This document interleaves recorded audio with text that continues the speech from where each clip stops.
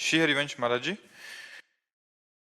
जी, आपने तो शिव जी को देखा है महाराज जी, वो कैसे दिखते हैं महाराज जी? बेटे को देख ले तो बाप का अनुमान लग जाता है कि नहीं लग जाता?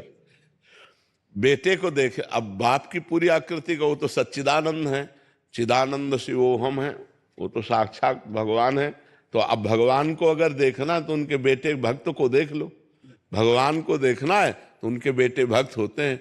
आप देखो, वो कर्पूर गौरम है तो थोड़ा जैसे, अरे उनकी जटा बहुत बड़ी है, हमारी थोड़ी छोटी है लेकिन है उन्हीं के बच्चे, हम उन्हीं के शरणागत हैं, उन्हीं के दास हैं। तो भगवान शिव जो है जैसे दिखते हैं वैसे हमारी वाणी में सामर्थ्य नहीं कि हम उनको बता सकें। अपार सौंदर्य समुद्र है, सुंदरता के समुद्र हैं भगवान शिव।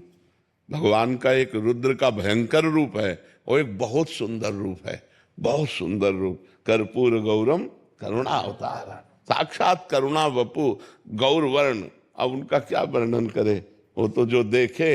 अब नेत्रों ने देखा तो इनके वाणी नहीं है, और वाणी बोलती इसने देखा नहीं, बड़ा अंतराय हो जाता है। अच्छा, शब्द जितने शब्दकोश में सब प्राकृतिक हैं और वो चिदानंद है, तो चिदानंद को प्राकृतिक कोश में कैसे बदला जा सकता है? बस ये है, नाम जप करो, वो कभी कृपा करें तो अनुभव करा दे कि वो कैसे हैं। बका वो बहुत सुंदर है, बहुत मनमोहक है, बहुत आनंदमय है। मन नाच पड़ता है जब उनका थोड़ा भी भाव आता है तो मन नाच पड़ता है, इतने आनंद में भगवान शिव। महाराज जी तो बहुत क्यूट होंगे।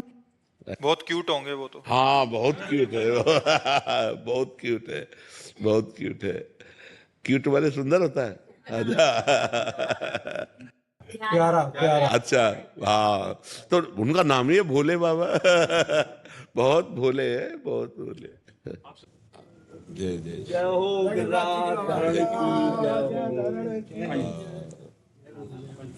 अच्छा, डिप्टी सीएम है महाराज जी उत्तर प्रदेश के, ब्रजेश पाठक जी।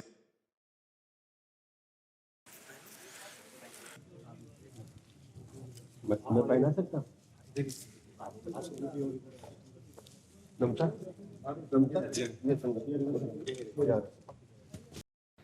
हमारा मनुष्य जन्म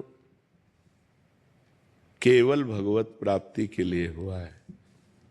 दुर्लभो मानुषो देहो, शास्त्रों में जो दुर्लभता कही गई है वो इसलिए कही गई, साधन धाम मोक्ष कर द्वारा, पाई न जे परलोक सम्हारा, सो परत्र दुख पावई, सिर धुनि धुनि पछताए, कालह कर्मे ईश्वर मिथ्या दोष लगाए।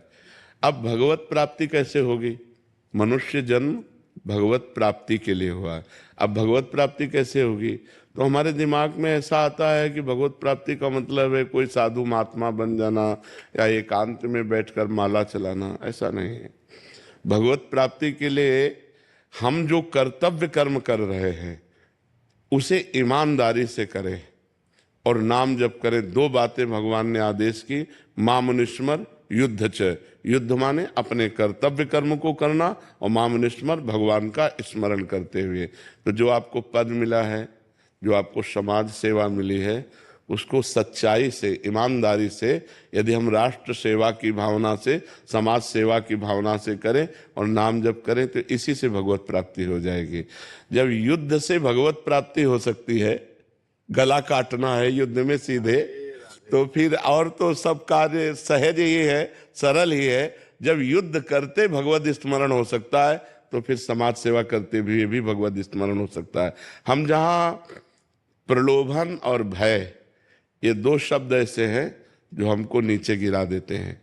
किसी का भय नहीं मानना है और कोई प्रलोभन नहीं रखना है। जो विधान मेरे प्रभु ने रच दिया है वो वही विधान भगवान जो करते हैं, उसके विपरीत किसी की ताकत नहीं कि एक रोम भी उखाड़ सके। जो विधान ने लिख दिया, छठी राव के अंक, राई घटे न तिल बढ़े, रहुरे जीव निशंक। बिल्कुल निर्भय रहना चाहिए, भय तो किसी का मानना नहीं चाहिए। अब रह गया प्रलोभन, इससे बच जाना चाहिए। अगर हम प्रलोभन से प्रभावित हो गए तो हम अपने धर्म से च्युत हो सकते हैं। अगर हम प्रलोभन से प्रभावित नहीं हुए तो क्रम बाई क्रम हमारा विकास संसार में भी होगा और परलोक में भी होगा।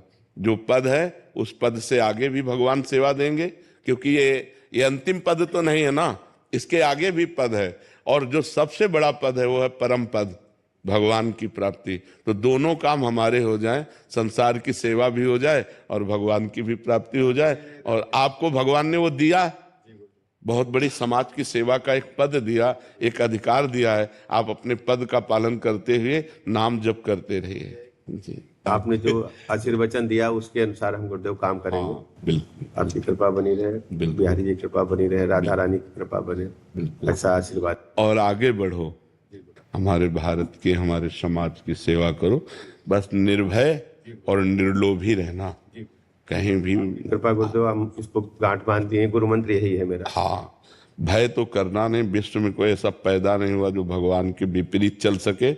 और प्रलोभन करना मत, क्योंकि जो मालिक दे रहा है उसी से संतुष्ट रहना चाहिए। हाँ, समाज में जो आपकी प्रियता है, समाज में जो आपका सम्मान है, इससे बढ़कर धन नहीं होता। बहुत धन हो, समाज में आपकी निंदा हो जाए तो किस काम का। हाँ जी।